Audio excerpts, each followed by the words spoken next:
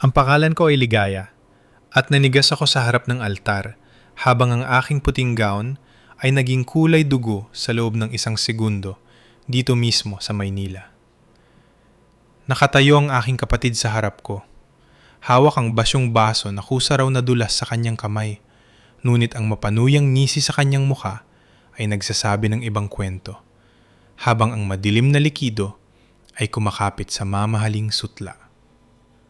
Ang buong simbahan ay nabalot ng nakabibinging katahimikan dahil alam ng bawat panauhin na ang kanilang nasaksihan ay isang sinadyang pananabutahe at hindi isang aksidente. Habang ang ibang dumalo ay napasingap sa gulat, ang dalawang taong nakaupo sa unang hanay ay bumasag sa katahimikan sa pinakamasakit na paraan. Ang sarili kong mga magulang ay tumayo mula sa kanilang mga upuan at nagsimulang pumalakpak ng malakas na tila ba nagbubunyi sa isang magaling na pantatanghal sa halip na sa kahihiyan ng kanilang sariling anak. Ang aking matalik na kaibigan ay nagmamadaling lumapit na may dalang tissue upang tulungan akong linisin ang dumi. Ngunit mahinahon ko siyang tinabig dahil tapos na akong maging biktima. Naglakad ako ng diretso sa aking kapatid na may malamig na ngiti na mas nakakatakot pa kaysa sa anumang sigaw ng galit. Inilapit ko ang aking bibig sa kanyang tainga upang matiyak na walang makakarinig sa pangakong aking gagawin habang nawawala ang kanyang ngisi. Akala mo ay tagumpay ito, ngunit nilagdaan mo lang ang hatol ng kamatayan para sa ating buong pamilya. Kung pinapanood mo ang video na ito, mangyaring mag-subscribe at ipaalam sa akin sa mga komento kung saan ka nakikinig. Dahil niyang gabi ay malalaman mo kung ano ang mangyayari kapag ang tahimik na tao ay nagpasya ng sirain ang mga taong nagkanulo sa kanya. 2 taon bago ang nakamamatay na araw na yon sa altar, nagsimula akong mamuhay ng 2 buhay sa gitna ng abalang Maynila upang protektahan ang aking sarili mula sa sarili kong mga kamag-anak.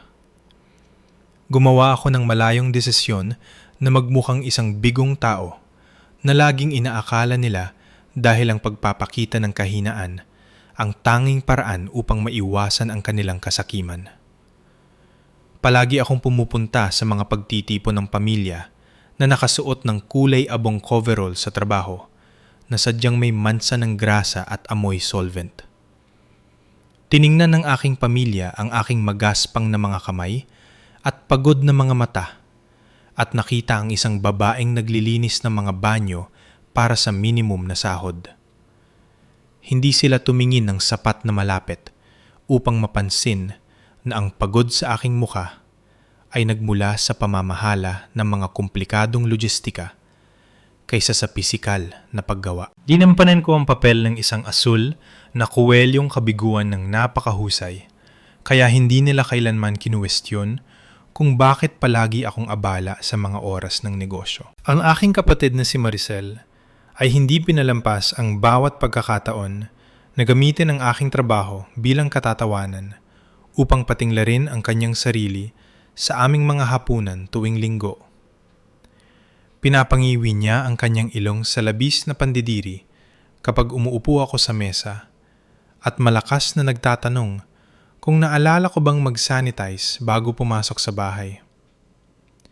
Mahilig siyang sabihin sa kanyang mga mababaw na kaibigan na ang kanyang nakababatang kapatid ay gumagawa ng disenteng trabaho habang tumatawa sa likod ng kanyang mga kuko na nakamanicure na tila ba ang aking pag-iral ay isang nakakatawang biro.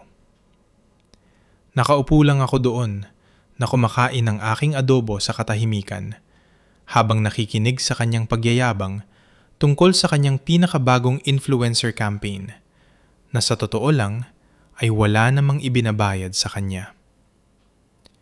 Napakahirap lunukin ang kanyang mga insulto kasabay ng pagkain nang hindi isinisigaw ang katotohanan sa kanyang muka. Ngunit alam ko na ang reaksyon ay magtutulak lamang sa kanila na maghalongkat pa sa aking pribadong buhay. Ang malaking kabalintunaan ng kanilang patuloy na kawalan ng respeto ay ang katotohanang ako talaga ang nagmamayari ng mismong kumpanya na ang uniforme ay suot ko sa hapunan linggo-linggo.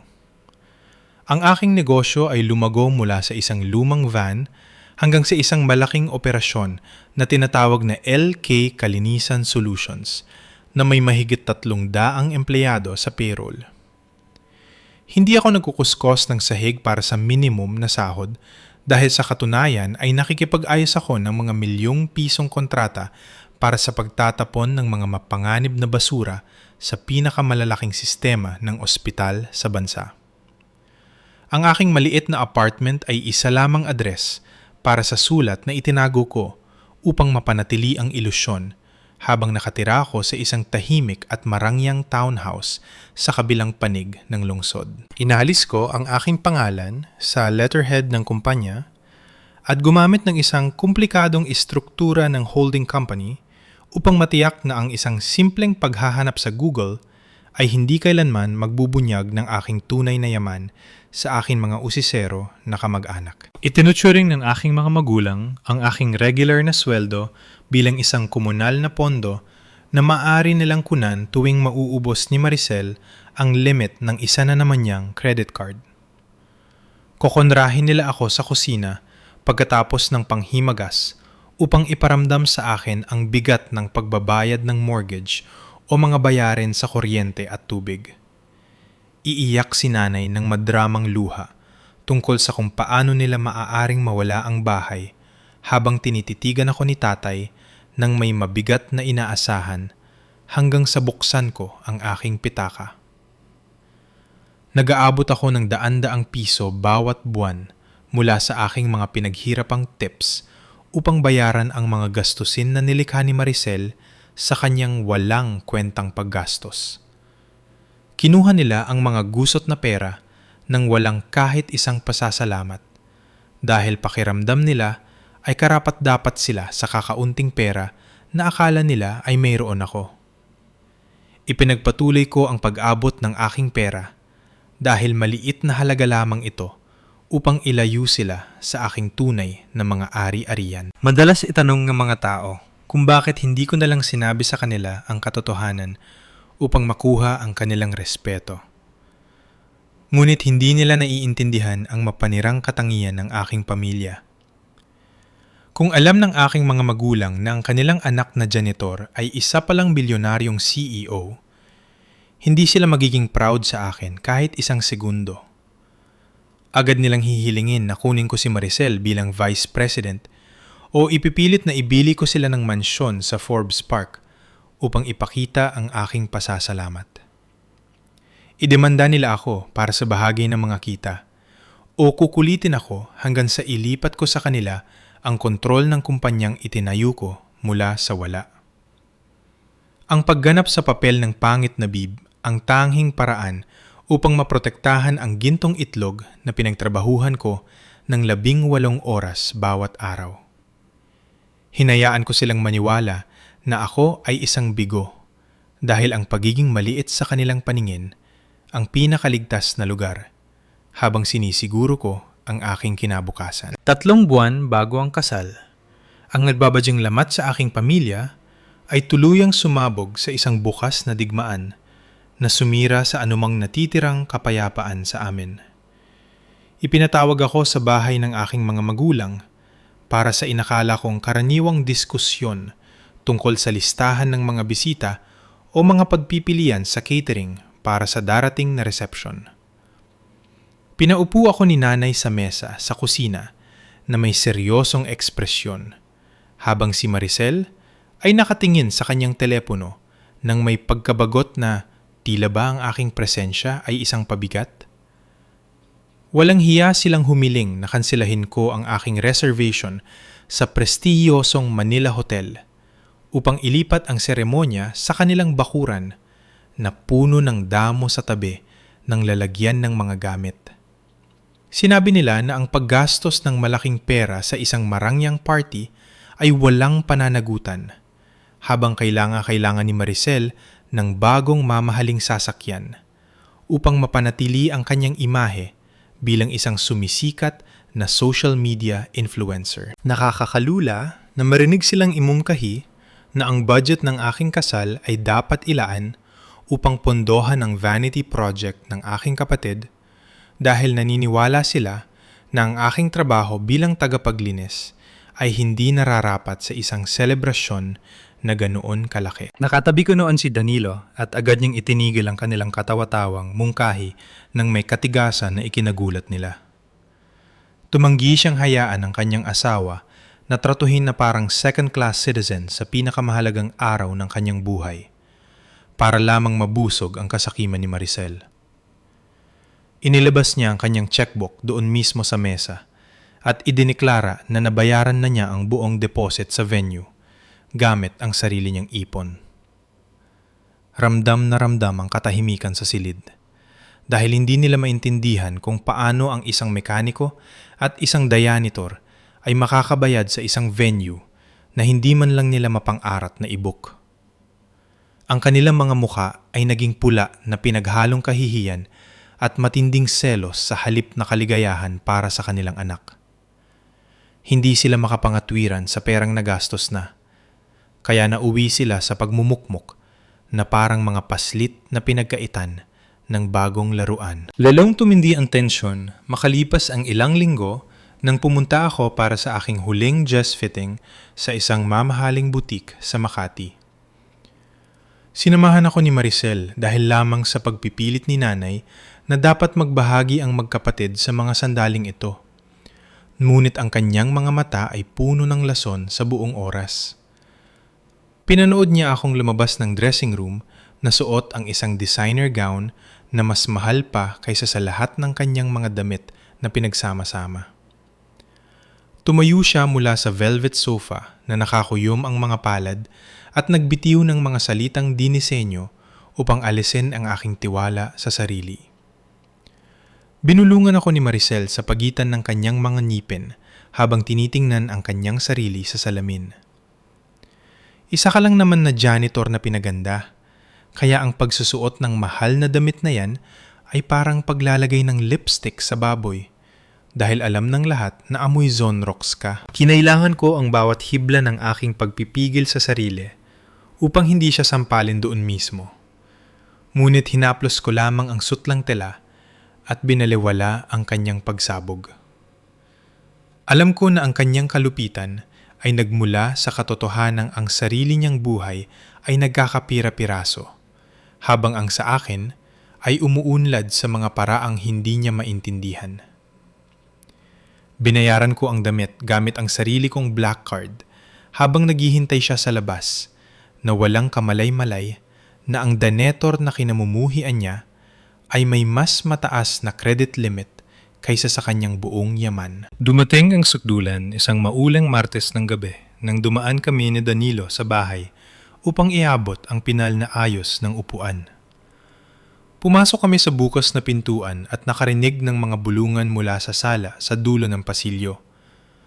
Huminto kami nang mapagtanto naming hindi sila nag-uusap tungkol sa logistika, kundi nagpaplano ng masama.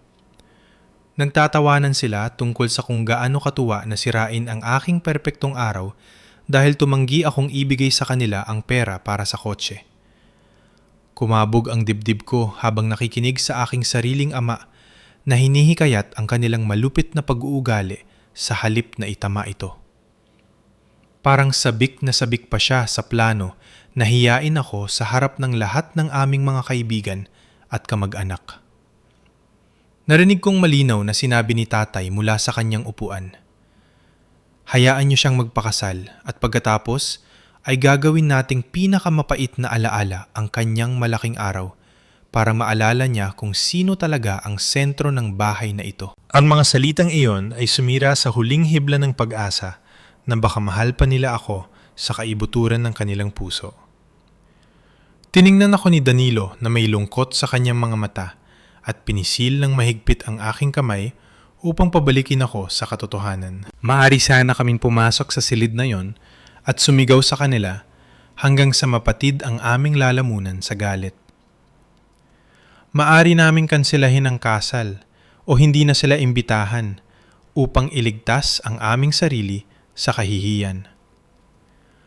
Ngunit ang pagtakas ay magbibigay lamang sa kanila ng kasiyahan na malaman na naapektuhan nila ako.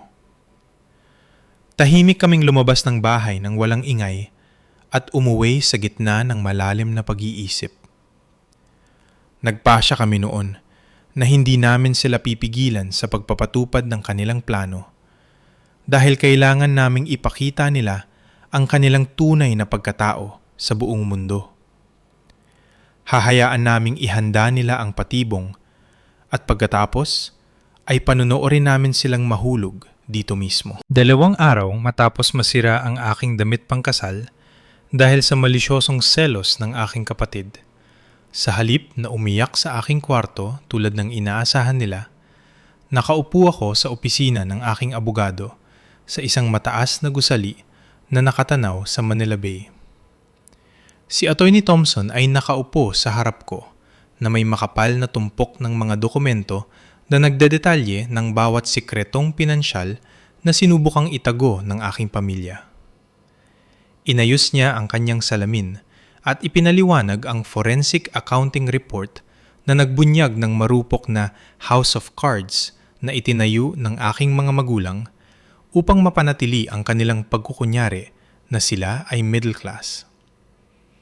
Natuklasan namin na ang bahay ng pamilya kung saan ako lumaki ay na-mortgage, hindi lamang minsan o 2 beses, kundi 3 magkakahiwalay na beses upang punduhan ang kanilang marangyang pamumuhay. Lumabas na ang bagong renovation ng kusina at ang mga bakasyon sa Europa na ipinagmamalaki nila ay binayaran lahat gamit ang hiniram na pera na wala silang paraan upang bayaran.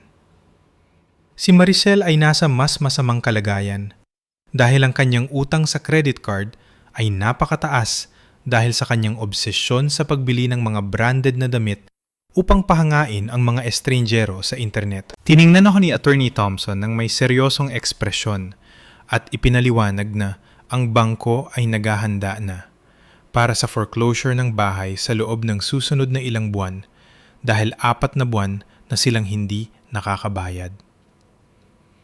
Ito ang pagkakataon na hinihintay ko upang makuha ang kontrol sa sitwasyon nang hindi kinakailangang magtaas ng boses. Inutusan ko si Atty. Thompson na gamitin ang capital reserves mula sa aking holding company upang bilhin ang kanilang utang ng direkta mula sa bangko sa isang napagkasunduang discount. Ito ay isang malupit na hakbang sa negosyo na karaniwang ginagamit sa mga hostile corporate takeover. Ngunit wala akong naramdamang pagsisisi sa paggamit nito sa mga taong pumalakpak sa aking kahihiyan. Nilagdaan ko ang makapal na papel ng may matatag na kamay at opisyal na nagbago mula sa kanilang binaliwalang anak tungo sa kanilang pangunahing legal na creditor. Ang paglipat ng kapangyarihan ay agaran at tahimik dahil wala silang ideya na ang investment firm na bumili ng kanilang loan ay pagmamay-ari pala ng janitor na kinukutya nila. Naghintay ako ng eksaktong 24 na oras bago inutusan ng aking legal team na ipadala ang standard na pay or quit notices sa pamamagitan ng certified mail sa bahay ng aking mga magulang at sa apartment ni Maricel.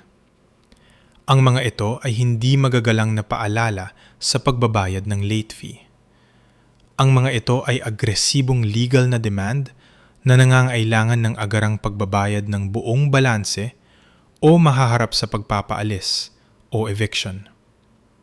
Maisip ko lang ang magulong eksena ng ihatid ng kartero ang mga nakakatakot na sobrang iyon sa kanilang mga pintuan sa isang tahimik na Martes ng umaga.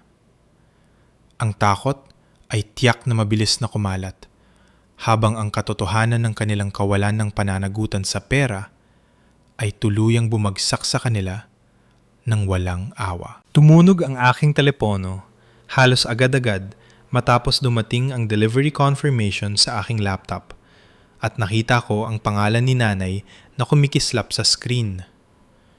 Hinayaan ko itong tumunog ng 4 na beses bago sinagot dahil gusto ko siyang pagpawisan muna bago ko gampanan ang aking papel sa huling yugtong ito. Sumagot ako na may nanginginig na boses upang gayahin ang kahinaang inaasahan niya at hindi siya nag-aksyaya ng kahit isang segundo sa panggumusta o paghingi ng tawad sa nangyari sa kasal. Malakas ang kanyang paghinga sa telepono na tila ba katatapos lang niyang tumakbo sa marathon at ang kanyang boses ay halo ng takot at ng dati niyang kayabangan. Sumigaw si nanay sa telepono nang may desperasyon na halos makabingi. "Ligaya, kailangan mong umuwi ngayon din dahil nasa malaking problema ang pamilya. Kaya dalhin mo ang lahat ng iyong ipon at ang pera ni Danilo para iligtas kami." Inilayo ko ang telepono sa aking tainga at nang initian si Danilo na nakaupo sa tabi ko habang umiinom ng kape at pinapanood ang perpektong pangtakbo ng plano. Hindi siya nagtanong kung may pera ako. Iniutos lang niya ito dahil inakala niya na ang tanging layunin ko sa buhay ay magsilbi bilang kanilang panagot sa pera. Huminga ako ng malalim upang patatagin ang aking boses at ibinigay ang linyang mag-aakit sa kanila sa patibong. Sumagot ako sa tono ng nagpapanggap na pag-aalala. "Nay, wala akong ganong kalaking cash sa bahay. Pero magkita tayo sa Gold Leaf Restaurant na yung weekend at aabutan ko kayo ng tseke." Agad siyang sumang-ayon at ibinaba ang telepono nang hindi nagpapaalam. Marahil ay kinakalkula na kung paano niya gagastusin ng aking pera. Wala siyang ideya na ang tseke na pinaplano kong dalhin ay hindi bank draft, kundi isang reality check na magpapatalsik sa kanila mula sa kanilang komportableng buhay. Ibinaba ko ang telepono sa mesa at naramdaman ng isang malalim na pakiramdam ng pagtatapos.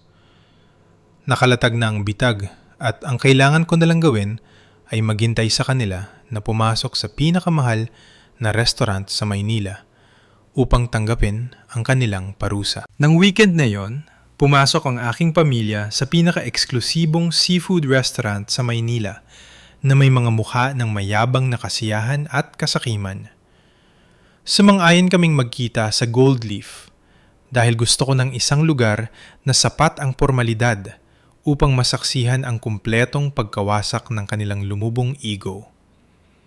Dumating ako ng eksaktong oras kasama si Danilo, ngunit hindi ako nagulat nang makitang si Maricel at ang aking mga magulang ay nakaupo na sa pinakamagandang mesa sa tabi ng bintana. Malinaw na dumating sila ng 30 minuto ng maaga upang sulitin ang aking pagkabukas palad dahil ang mesa ay puno na ng mga appetizer at isang ice bucket na may bote ng mahal na champagne. Hindi sila mukhang pamilyang nasa bingit ng pagbagsak na malapit ng mawalan ng matitirhan. Nagbihis sila ng kanilang pinakamagagandang damit at tumatawa ng malakas na tila ba nagdiriwang ng panalo sa loto sa halip na namamalimos para sa pagsaklolo. Umupo ako sa tapat nila at napansin na nag-order na sila ng lobster thermidor at ang pinakamalaking seafood tower sa menu nang hindi man lang kami hinihintay na dumating. Bagya lang akong tinanguan ni nanay bago ibinalik ang kanyang atensyon sa menu upang mag-order ng isa pang round ng inumin. Nakakasuka talagang panuurin silang magpakasasa sa mamahaling pagkain habang inaakalang ako ang magbabayad gamit ang aking pinaghirapang ipon.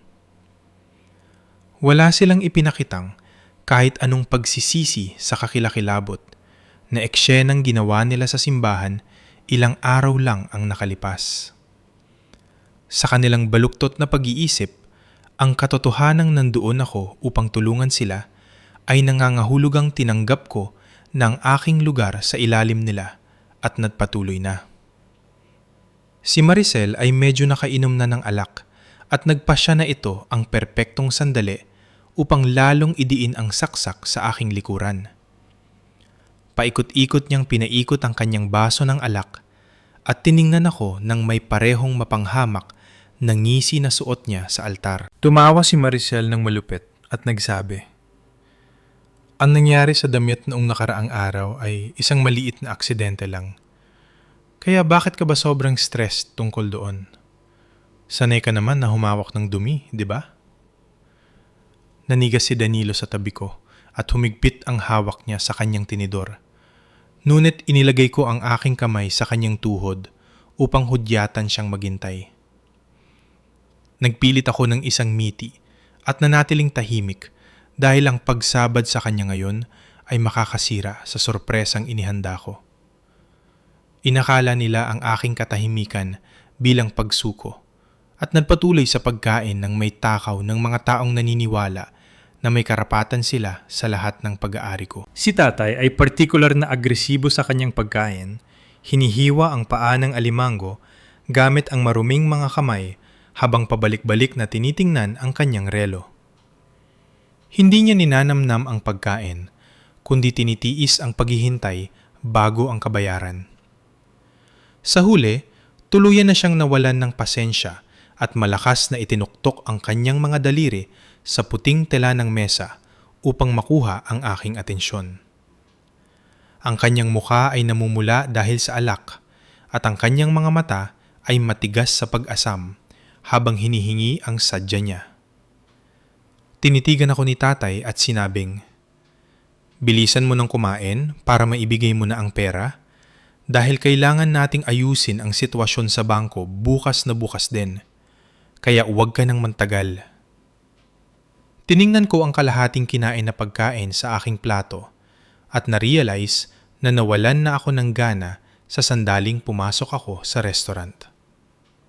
Naupo kami ni Danilo ng walang kibo habang pinapanood silang ubusin ang bawat kagat ng kanilang marangyang hapunan. Isa itong kahanga-hanga at nakakasuyang pag-aaral ng kalikasan ng tao ang panoorin silang ipagdiwang ang kanilang inakalang tagumpay sa akin. Naniniwala talaga sila na maaari nila akong hiyain sa publiko, sirain ang aking kasal, at pagkatapos ay ipatawag ako upang bayaran ang kanilang mga utang dahil lamang sa iisa ang aming dugo. Hinayaan kong tumagal ang katahimikan hanggang sa lumapit ang waiter sa aming mesa, dala ang folder na may bill. Pinunasan ni nanay ang kanyang bibig gamit ang napkin at tiningnan ako ng may malaki at umaasang mga mata habang inilalagay ng waiter ang bill sa gitna ng mesa. Tinanguan niya ang bill na tila ba binibigyan ako ng pahintulot na gawin ang aking tungkulin bilang kanilang tagapagligtas sa pera. Dahan-dahan kong kinuha ang aking malaking handbag upang patagalin ang kaba ng sandaling iyon. Inaasahan nila ang isang checkbook o credit card na magpapakawala sa lahat ng kanilang problema. Sa halip na pitaka, inilabas ko ang isang makapal at itim na legal folder na mabigat dahil sa bigat ng kanilang mga maling desisyon. Hindi ako nagsalita habang inaangat ko ang mabigat na binder at malakas na ibinagsak ito sa gitna ng mesa na naging sanhi ng pagkalansing ng mga kutsara at tinidor. Ang tunog ay umalingaw-ngaw sa tahimik na silid na parang putok ng barel na naghuhudyat ng pagtatapos ng kanilang hapunan at simula ng kanilang bangungot. Ang mayababang nangisi sa mukha ni Maricel ay agad na naglaho sa sandaling ibinagsak ko ang mabigat na itim na folder sa malamig na marmol na mesa. Ang hindi inaasahang ingay ay naging sanhi upang mapatingin ang ibang mga kumakain ng may gulat. Ngunit ang aking pamilya ay masyadong tuliro sa kalituhan upang mapansin ang mga nanonood. Tumingin si nanay mula sa folder, patungo sa aking muka na may magkasalubong na kilay. Malinaw na sinusubukang intindihin kung bakit ako nagdala ng mga papel sa halip na checkbook. Inabot niya ang kanyang nanginginig na kamay upang hawakan ang balat na pabalat nito na tila ba inaasahan niyang kakagatin siya nito. Ngunit hinila ko ito pabalik bago niya mahawakan. Ang hangin sa loob ng private dining room ay mabilis na nagbago mula sa kapaligiran ng selebrasyon patungo sa nakakasakal na tensyon nang mapagtanto nilang nagbago na ang sitwasyon. Huminga ako ng malalim upang namnamin ang hitsura ng pagkalito sa kanilang mga mata bago ko ibinigay ang balitang wawasak sa kanilang mundo.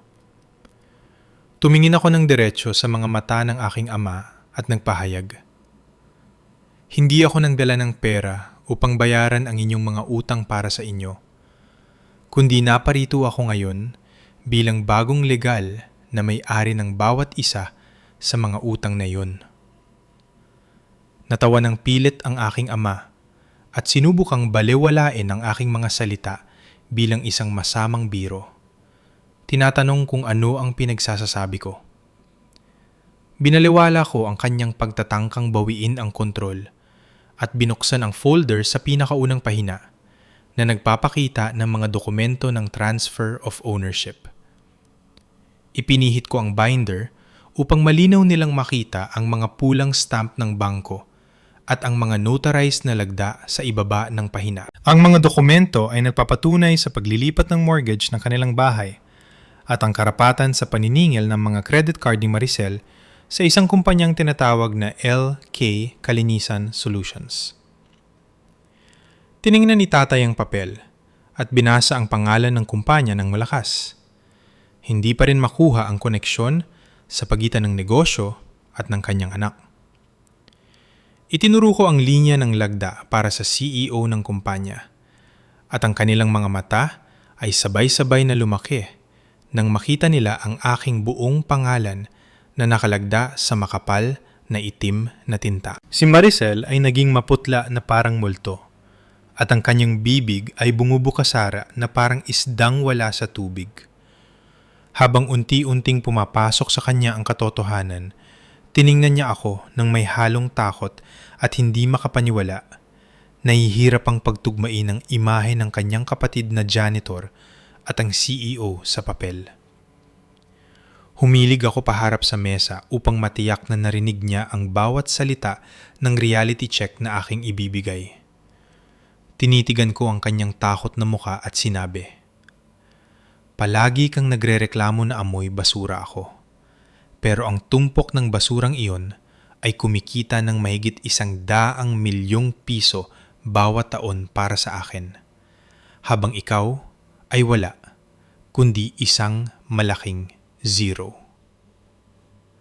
Ang katahimikang sumunod sa aking pahayag ay sapat na mabigat upang durugin sila habang pinoproseso nila ang laki ng kanilang pagkakamali. Ginugol nila ang maraming taon sa pangungutya sa mismong pinagmumulan ng yaman na sana ay nakapagligtas sa kanilang kinabukasan kung nagpakita lamang sila ng kaunting kabutihan. Tumingin si nanay sa kanyang mahal na damit at pagkatapos ay pabalik sa akin. Sa wakas ay naintindihan na ang anak na itinuring niyang utusan ay sa katunayan ang pinakamakapangyarihang tao sa mesa. Nagpasya si Danilo na sapat na ang nakita niyang pagkagulat sa kanila at tumayo mula sa kanyang upuan na may mukha ng matinding pandidiri. Matagal na niyang pinipigilan ang kanyang dila sa tuwing iniinsulto nila ako at ngayon, handa na siyang ilabas ang lahat. Itinuro ni Danilo ang mga branded na damit na suot nila at sinabi, "Bawat bagay na mayroon kayo, mula sa mga designer handbags na yan hanggang sa mahal na hapunang ito, ay umiiral dahil kay ligaya. Ngunit pinili ninyong kagatin ang kamay na nagpapakain sa inyo." Nanliit ang aking mga magulang sa kanilang mga upuan sa ilalim ng kanyang akusasyon dahil alam nilang walang kasinungalingan sa kanyang mga salita. Ang silid ay tila naging napakaliit habang ang mga pader ng kanilang kayabangan ay nagigiba sa kanilang paligid. Ang takot sa kanilang mga mata ay hindi na lamang tungkol sa bangko o sa mga notice ng eviction. Ito ay nakakatakot ng pagkaunawa na ang taong humahawak ng palakol ay ang parehong tao na ginugol nila ng buong buhay sa pagpapatalim nito. Tiningnan ulit ni tatay ang mga dokumento. Ang kanyang mga kamay ay nanginginig ng husto, kaya naitumba niya ang kanyang baso ng alak na nagresulta sa pagkalat ng madilim na pulang mansa sa puting tela ng mesa. Ito ay isang matulayang refleksyon ng alak na ibinuhos ni Maricel sa aking damit. Ngunit sa pagkakataong ito, walang pumapalakpak. Nakatitig sila sa mansa ng may takot dahil alam nila na hindi tulad ng damit, ang kalat na ginawa nila sa kanilang buhay ay hindi na malilinis. Isinara ko ang folder ng may malakas na tunog na naghudyat ng pagtatapos ng pagtatanghal at simula ng pagpapatupad. Hindi ko na sila pamilya. Sila ay mga delinquent tenants na lamang na nakaupo sa harap ng isang landlord na nawalan na ng pasensya. Ang nakamamatay na katahimikan sa loob ng VIP room ay biglang nabasag ng agresibong pagtunog ng cellphone ni Maricel na nasa mesa.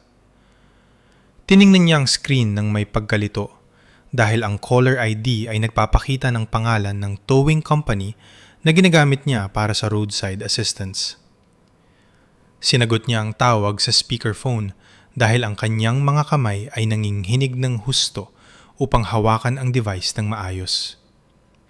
Isang magaspang na boses sa kabilang linya ang nagpaalam sa kanya ng walang anumang simpatya na ang kanyang mamahaling sasakyan ay kasalukuyang kinakabit sa isang tow truck sa parking lot ng restaurant. Ipinaliwanag ng driver na ang repossession order ay nanggaling mismo sa lien holder dahil sa paglabag sa mga tuntunin ng pagbabayad sa ilalim ng bagong ownership agreement. Sumigaw si Maricel na tiyak na may pagkakamali at sinubukang tumakbo sa bintana upang pigilan sila. Ngunit napatigil siya nang makita ang aking lagda sa repo order na itinext ng driver sa kanyang telepono.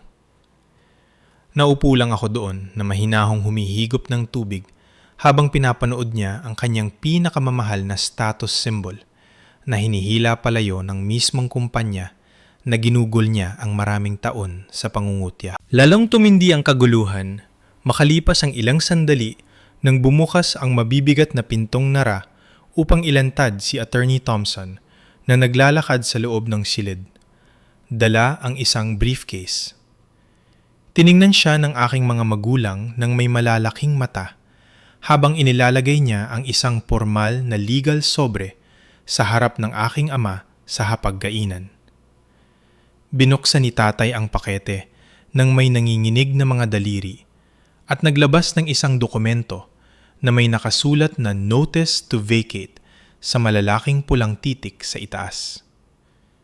Ipinaliwanag ni Attorney Thompson sa isang profesional at walang emosyong tono na dahil ang titulo ng ari-arian ay nailipat na sa LK Kalinisan Solutions. Ang mga kasalukuyang nanginirahan ay kinakailangang lisanin ang bahay sa loob ng 30 araw. Nawalan ng kulay ang mukha ng aking ama hanggang sa magmukha siyang isang bangkay na naglalakad dahil sa wakas ay kaharap na niya ang katotohanan ng pagiging walang tirahan. Tiningnan nila ako para sa anumang senyales na ito ay isa lamang malupit na biro. Ngunit ang aking ekspresyon ay nanatiling malamig at hindi natitinag gaya ng marmol na mesa sa aming pag-itan. Nagpa siya si Danilo na oras na upang ibigay ang huling pagsupil sa kanilang reputasyon sa pamamagitan ng paglalabas ng kanyang smartphone mula sa kanyang bulsa. Binuksan niya ang isang sikat na social media platform at iniharap ang screen upang makita nila ang video na kasalukuyang trending sa buong bansa. Ito ay isang high-definition na kuha ni Maricel habang ibinubuhos ang alak sa aking damit, malinaw na ipinapakita ang kanyang malisyosong intensyon at ang sumunod na palakpakan ng aking mga magulang. Ang video ay umani na ng libu-libong views at ang section ng mga komento ay puno ng mga estranjero na tinatawag silang basura at malupit. Nag-scroll pababa si Danilo upang ipakita kay Maricel ang isang email notification mula sa fashion brand na dapat ay irerepresentan niya sa susunod na buwan. Nakita nila ang video at agad na tinatapos ang kanyang kontrata dahil tumatanggi silang maiugnay sa isang taong nananabutahe ng sariling kasal. Ang digital empire na itinayo ni Maricel sa mga kasinungalingan at filter ay gumuho sa real time sa harap mismo ng kanyang mga mata. Ang pinagsamasamang bigat ng pagkawala ng kanilang sasakyan, ng kanilang tahanan, at ng kanilang reputasyon sa loob lamang ng 10 minuto ay tuluyang bumasag sa kanilang kayabangan. Ang mukha ng aking ina ay nalukot sa isang maskara ng matinding takot nang mapagtanto niyang wala na silang anumang alas na magagamit laban sa akin. Nagmamadali siyang tumayo mula sa kanyang upuan at lumibot sa mesa upang hawhawakan ang aking kamay ng may mahigpit at pawisang kapit. Tumingin siya sa aking mga mata habang umaagos ang mga luha sa kanyang mukha. Umaasang mamanipula ako sa huling pagkakataon gamit ang guilt trip na gumana sa loob ng maraming taon. Hinawakan ng mahigpit ni nanay ang aking kamay at humagulgol. "Ligaya, aking mabuting anak. Hindi mo magagawa ito sa iyong pamilya dahil magkadugo tayo. Kaya, pakiusap patawarin mo na ang iyong kapatid." Tiningnan ko ang kanyang kamay sa aking braso at wala akong naramdaman kundi ang malalim na ginhawa na hindi na ako nagmamalasakit. Ang babaeng pumalakpak habang ako ay hinihiya ay nagmamakaawa na ngayon para sa awa dahil lamang nawala ang kanyang kapangyarihan. Dahan-dahan akong tumayo at hinila ang aking kamay mula sa kanyang pagkakahawak ng may matalim na galaw na naging sanhi ng kanyang pagkadulas pabalik. Inayos ko ang mga lukot sa aking damit at kinuha ang aking bag habang nakatingin sa 3 taong matagal nang naging estranjero sa akin. Tiningnan ko sila ng walang emosyon at sinabi, "Ang ugnayan ng dugo ay natapos sa sandaling pumalakpak kayo sa aking kasal. Kaya bayaran ninyo ang hapunang ito ng mag-isa bilang inyong unang leksyon sa pagtayo sa sariling paa." Tinalikuran ko ang kanilang humihikbing mga anyo at lumabas ng restaurant habang hawak ni Danilo ang aking kamay ng maigpit. Iniwan namin silang nakaupo doon na may bill na 50,000 piso na hindi nila mababayaran at isang buhay ng pagsisisi na hindi na nila matatakasan. 6 na buwan na ang lumipas mula ng hapunang iyon sa restaurant at ang hanging amihan sa Maynila ay hindi na nagpaparamdam sa akin ng ginaw dahil ang aking buhay ay puno na sa wakas ng tunay na init. Ang katahimikan sa aming tahanan ay hindi na isang mabigat na pasanin, kundi isang mapayapang santuwaryo kung saan kami ni Danilo ay masayang naghahanda para sa pagdating ng aming paanay na anak. Dinubol namin ang mga huling linggo sa pagpipinta ng nursery sa malalambot na kulay pastel at pagbuo ng mga kasangkapan para sa sanggol na lalaking lalaki na tanging pagmamahal at suporta lamang ang malalaman. Ang aking negosyo ay patuloy na lumalawak ng mabilis sa mga kalapit na lalawigan dahil ang mga iskandalong bumabalot sa aking pamilya ay nagpatunay sa aking mga investor na isa akong leader na kayang gumawa ng mahihirap na desisyon sa ilalim ng pressure. Madalas akong umupo sa tabi ng bintana sa aming magandang bagong villa at nagninilay-nilay kung gaano kagaan ang mundo kapag tinanggal mo ang mga patay na bigat ng mga nakakalasong relasyon sa iyong buhay. Ang aking mga magulang ay hindi naging maayos ang kalagayan dahil ang mga bunga ng kanilang kapabayaan sa pera ay humabol sa kanila eksaktong 30 araw matapos ang insidente sa restaurant. Legal silang napaalis sa bahay ng pamilya na na-mortgage nila ng 3 beses at napilitang lumipat sa isang masikip na 1-bedroom apartment sa isang magulong barangay sa dulo ng lungsod. Ang paglipat mula sa malawak na bahay patungo sa maliit na apartment kung saan ang bubong ay tumutulo kapag umuulan ay isang malupit na gising na sumira sa kanilang natitirang danggal. Napilitan silang bumalik sa pagtatrabaho kahit matanda na dahil ang kanilang pensyon ay hindi sapat upang bayaran ang upa at ang kanilang lumolobong utang. Ang aking ama ay nagpapalipas na ngayon ng kanyang mga araw sa pagbabag ng mga pinamili sa isang lokal na supermarket, habang ang aking ina ay nag-i-scan ng mga item sa cashier na may hitsura ng permanenteng pagdurusa sa kanyang muka. Napilitan silang magsilbi sa parehong mga kapitbahay na dati nilang minamaliit at ang kahihiyan ng kanilang pagbagsak ay nakasulat sa bawat linya ng kanilang mga pagod na mukha. Si Maricel ang nakaranas ng pinakamatulang katarungan sa lahat dahil ang kanyang pagtanggi na bumuo ng anumang tunay na kasanayan ay nag-iwan sa kanya ng walang anumang opsyon nang maglaho ang kanyang karir bilang influencer sa loob ng isang gabi. Nag-apply siya sa 12-12 ng mga trabaho sa opisina, ngunit tinatanggihan siya sa bawat pagkakataon dahil ang background check ay mabilis na nagbubunyag ng viral video ng kanyang pagsira sa aking kasal. Sa huli, wala siyang ibang pagpipilian, kundi tanggapin ang tanging posisyon na magagamit para sa isang taong may ganoong reputasyon at kawalan ng karanasan. Ang aking kapatid ay nagtatrabaho na ngayon bilang bahagi ng janitorial staff para sa isang commercial cleaning company na isa sa aking mga maliliit na kakumpetensya sa lungsod.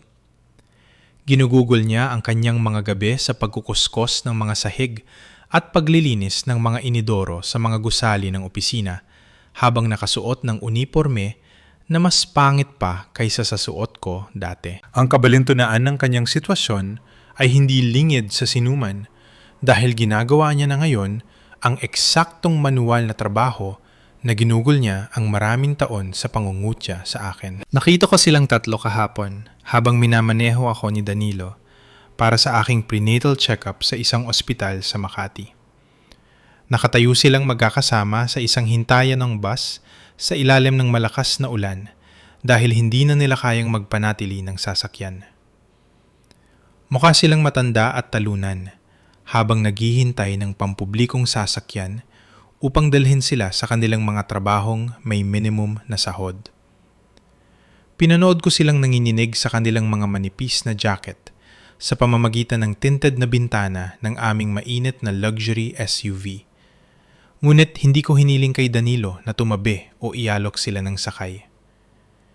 Wala akong naramdamang pagnanais na iligtas sila dahil sa wakas ay naintindihan ko na ang kanilang pagdurusa ay direktang resulta ng kanilang sariling mga pagpipilian. Nilampasan namin sila ng hindi bumabagal dahil ang paglingon sa nakaraan ay makakaabala lamang sa amin mula sa magandang kinabukasan na aming binuo. Ang bumasakit na karanasang ito ay nagturo sa akin ng ilang mahahalagang aral na sisiguraduhin kong ipapasa ko sa aking sariling mga anak balang araw. Ang pinakamahalagang aral ay ang halaga ng isang tao ay hindi kailanman tinutukoy ng mga damit na suot nila o ng titulo ng kanilang trabaho, kundi ng integridad ng kanilang pagkatao. Hindi natin dapat pahintulutan ang mga taong gumagamit ng sagradong ugnayan ng pamilya bilang sandata upang mamanipula tayo o humingi ng mga bagay na hindi nila pinaghirapan. Ang pagputol ng ugnayan sa mga nakakalasong miyembro ng pamilya ay hindi isang gawa ng kalupitan, kundi isang kinakailangang gawa ng pagprotekta sa sarili upang pangalagaan ang iyong sariling kalusugang pangkaisipan at kinabukasan. Ang universo ay may paraan ng pagbabalansi ng timbangan dahil ang karma ay laging nakamasid at sa huli ay ibibigay sa lahat ang eksaktong nararapat para sa kanila. Maraming salamat sa pakikinig sa aking kwento hanggang sa huli at sa pagsuporta sa akin sa kamanghamanghang paglalakbay na ito ng katarungan at pagtubos.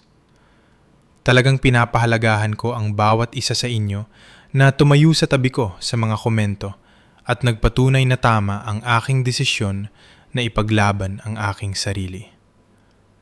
Mangyaring mag-subscribe sa channel at ibahagi ang inyong sariling mga saloobin sa mga komento sa ibaba dahil gusto kong malaman kung paano ninyo hinarap ang ganitong sitwasyon.